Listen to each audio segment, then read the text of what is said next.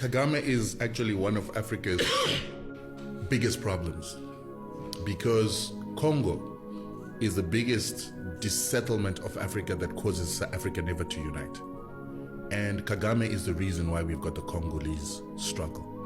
The DRC, my basic understanding is that it's the wealthiest country In Africa, on the continent from a in the mineral world, perspective. In the world, yeah. It's the wealthiest country in the world from a natural resources perspective. 100%. And you're saying Paul Kagame has a part to play in that. Yeah, people don't understand that we always hear about the Rwandan genocide. The Rwandan genocide was started by Paul Kagame.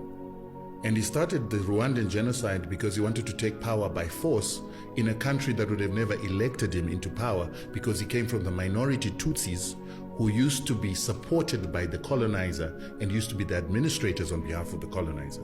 So for Paul Kagame to come back as a Tutsi to come and take power in Rwanda, he needed to do something. And what he did is he started the genocide. He started the genocide by bringing down a plane that had two presidents, Hutu presidents, the Burundian president and the Rwandan president. Paul Kagame and his RFP forces shot down the plane when it was landing back in Rwanda from actually an AU meeting.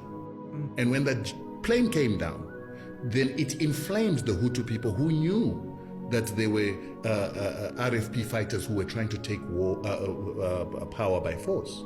And so they began to fight against Tutsi people who they felt wanted to come and take over power.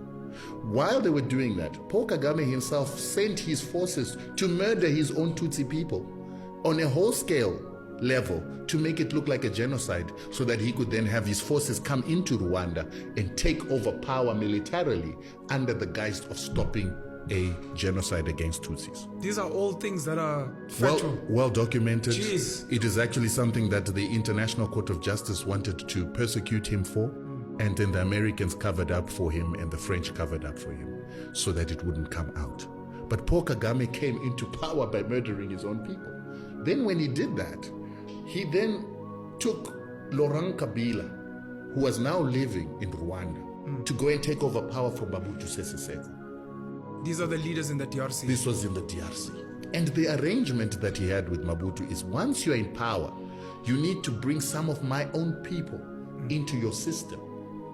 And the reason why he wanted to bring his own people into the system is that the Tutsis see themselves as a superior people to Bantus.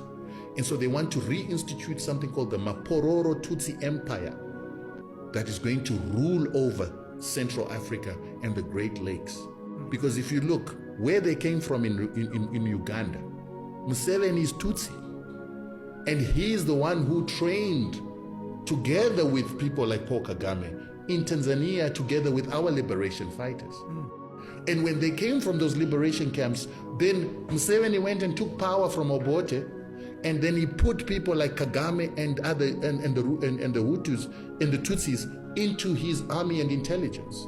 They then started murdering non-Tutsis who wanted power in Uganda, because they were majorities.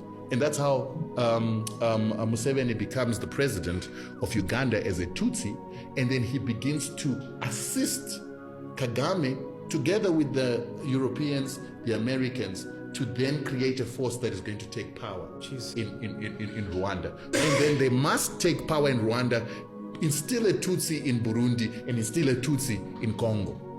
So when they then succeeded in getting what do you call him? Kabila into power, Kabila refused to put Tutsis into his government. And when he refused, then Kagame and Museveni then sent their armies and rebels into Congo with an intention to remove Kabila.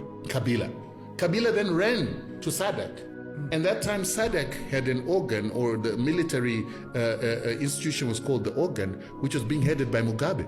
And he said, listen, they want to overthrow me. And he gave them the reasons why they want to overthrow. Mugabe sent a fact-finding mission that it consisted of Zambians, Namibians, Angolans, South Africans, and everybody from SADC region.